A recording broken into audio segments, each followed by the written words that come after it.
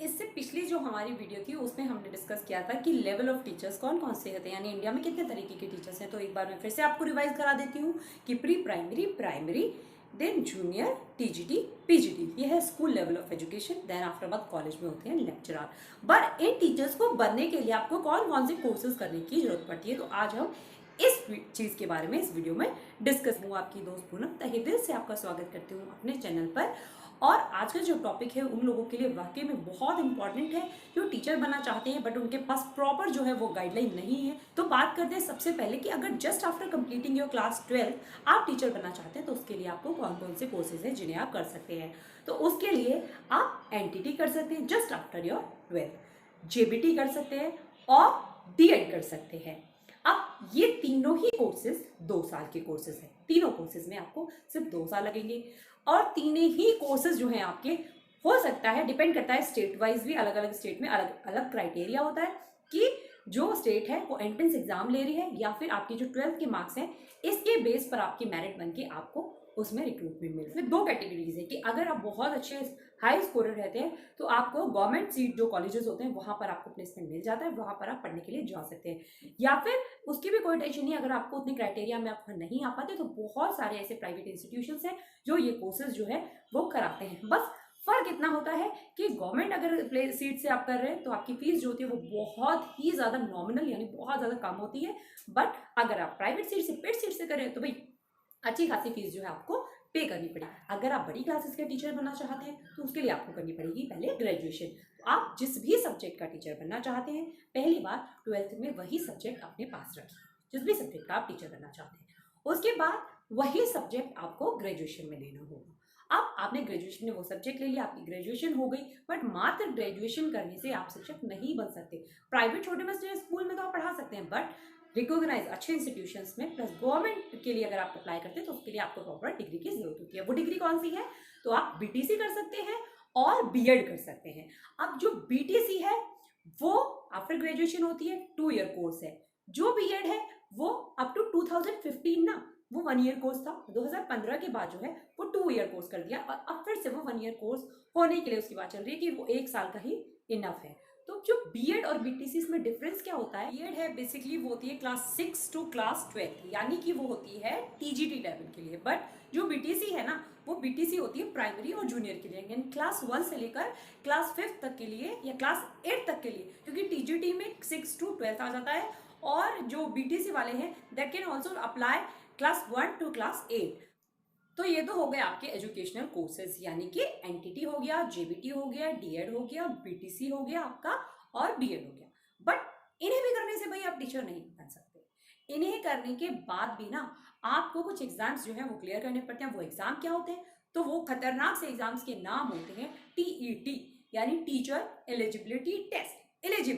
Eligible से बना है एलिजिबिलिटी, यानी आप योग्य हैं शिक्षक बनने के लिए। इसके लिए आपको एक और परीक्षा देनी पड़ेगी, भाई एक और एग्जाम देना होगा। इसका नाम फिर से टीचर एलिजिबिलिटी टेस्ट। अब ये जो टीचर एलिजिबिलिटी टेस्ट है हर स्टेट अपना अपना कराती है, सबके हाथों में दे दिया सरकार ने कि आप, एनसीईआरटी ने एससीईआरटी के हाथों में दे दिया है कि आप देख लीजिए कि आपको किस हिसाब से इस टेस्ट को कराना है। जैसे यूपी में होता है यूपी टीईटी, एमपी में होता है एमपी टीईटी, राजस्थान में होता है राजस्थान टीईटी, हरियाणा में भी होता है हरियाणा टीईटी। तो हर स्टेट का जो व्यक्ति है वो टीईटी एग्जाम जो है वो दे सकता है। इस बार यूपी ने तो ऐसा कर दिया था कि कोई भी व्यक्ति इस एग्जाम को दे सकता है टीईटी को और यूपी में होने वाले रिक्रूटमेंट में बैठ सकता है। इसके अलावा भी ना इसका भी कहते हैं, इसका भी बड़ा भाई जो है वो होता है CTET, central teacher eligibility test. तो सेंट्रल से ही आप समझ गए होंगे, यानी केंद्र सरकार जो एग्जाम करा रही है, केंद्र सरकार जो टीईटी करा रही है उसे बोलते हैं सीटीईटी। इन दोनों में बेनिफिट ये है कि अगर आपने टीटी अप्लाई मतलब टीटी क्वालिफाई कर लिया है अगर आपने, तो टीटी क्वालिफाई करने के बाद सिर्फ आप उस पर्टिकुलर स्टेट के एम्प्लॉय बन सकते हो, उस स्टेट में होने वाली भर्तियों में अप्लाई कर सकते हो। बट अगर आपने सीटीईटी क्वालिफाई कर लिया ना, यानी तो फिर आप ऑल ओवर इंडिया किसी भी भर्ती में बैठ सकते हो, किसी भी रिक्रूटमेंट प्रोसेस में आप शामिल हो सकते हो। ये फायदा है सीटीईटी क्लियर करने का। अगर आप सीटीईटी क्लियर कर लेते हैं तो that is eligible for 7 years, 7 साल के लिए वैलिड है। ऐसा नहीं है कि आपने हर बार करोगे, हर 6 महीने में करोगे जब निकलता है। वैसे तो साल में 2 बार निकलने का इसका क्राइटेरिया है, बट ऐसा कुछ फिक्स होता नहीं है। कभी 1 साल में निकलते हैं, कभी नहीं निकलते हैं। जो टीईटी या स्टेट वाला वो तो बस भगवान भरोसे होता है, तो उसका तो नहीं होता ऐसे कि नहीं जल्दी जल्दी निकलता है। पर यह है कि आपने एक बार अगर कर लिया तो आप 7 साल के लिए भाई फ्री हो गए। और जो टीईटी है वो 5 साल के लिए होता है, यानी जो स्टेट गवर्नमेंट वाला होता है वो 5 ईयर्स के लिए होता है, जो सेंट्रल गवर्नमेंट वाला होता है वो 7 ईयर्स के लिए आपका एलिजिबल हो जाता है अगर आपने वो एग्जाम जो है वो क्लियर कर लिया। दोनों ही एग्जाम्स में 2 लेवल होते हैं, एक प्राइमरी लेवल और एक सेकेंडरी लेवल। तो प्राइमरी लेवल फिर वही जो 1st to 5th के लिए होता है प्राइमरी लेवल, और 6th क्लास से लेकर 12th क्लास तक के लिए होता है आपका सेकेंडरी लेवल। अब बात करते हैं कि क्वालिफिकेशन क्या जरूरी है, कि अगर आपको टीजीटी का टीचर बनाए तो आपको क्या चाहिए। तो देखिए टीजीटी की फुल फॉर्म क्या होती है, ट्रेंड ग्रेजुएट टीचर। तो ट्रेंड होने चाहिए आप, ट्रेंड होने चाहिए। ट्रेंड कब होगा, जब आपने रिलेटेड कोर्स किया होगा, ठीक है। और ग्रेजुएट होने चाहिए हो आप, तभी आप ट्रेंड ग्रेजुएट टीचर बन सकोगे। तो आपको क्या होना चाहिए, आपको बीएड होना चाहिए, प्लस साथ साथ में आपने टेट सीटेट जो है वो क्वालिफाई किया हो, और सबसे जरूरी कि आप ग्रेजुएट होने चाहिए। तो ये तो हो गया अगर आप टीजीटी का टीचर बनना चाहते हैं। बट अगर आप पीजीटी लेवल पे यानी क्लास 11th और 12th को पढ़ाना चाहते हो तो आप क्या करेंगे, तो आपको फिर वही पीजीटी की फुल फॉर्म क्या होती है, पोस्ट ग्रेजुएट टीचर, यानी आपकी पोस्ट ग्रेजुएशन जो है वो कंप्लीट होनी चाहिए। अगर आपकी पोस्ट ग्रेजुएशन कंप्लीट है और आपने सीटेट और यूपीटेट जो है वो क्वालिफाई कर रखा है, बीएड कर रखी है, तो आप पीजीटी के लिए अप्लाई कर सकते हैं। बहुत सारी ऐसी जगहें हैं जहां पर आपके सीटेट और यूपीटेट जो है वो नहीं मांगे जाते जब आप पीजीटी के लिए अप्लाई कर रहे हैं। बट प्राइवेट इंस्टीट्यूट वाले हैं वो तो मांग ही लेते हैं, और बहुत ही प्लस पॉइंट हो जाता है अगर आप सीटेट और यूपीटेट जो है क्वालिफाई हो।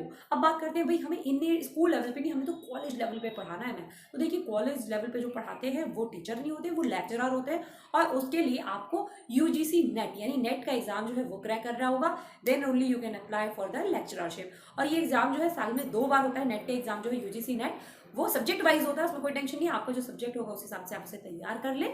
एक कॉमन एग्जाम होता है, फर्स्ट होता है और फिर मेन होता है। तो अब उसके लिए आपको ये एग्जाम साल में 2 बार होता है, एक बार आपका होगा जून में और एक बार होगा दिसंबर में। जितनी बार चाहे उतनी बार आप अटेम्प्ट कर सकते हैं, जितनी बार। फिर यूजीसी नेट अगर आपने क्लियर कर लिया ना तो आप पीएचडी के लिए भी अप्लाई कर सकते हैं, यानी फिर आप डॉक्टरेट के लिए भी अप्लाई कर सकते हैं। तो मुझे लगता है इतनी इन्फॉर्मेशन आपके लिए काफ़ी होगी, इनमें से आप कुछ भी चूज कर लीजिए, आप मास्टर बन जाइए। इसके अलावा अगर आपको कोई और मतलब चाहिए क्वेश्चन का आंसर तो प्लीज़ मुझे कमेंट बॉक्स में लिखकर बता दें, मैं आपके क्वेश्चन का आंसर वहाँ पर अप्लाई कर दूंगी।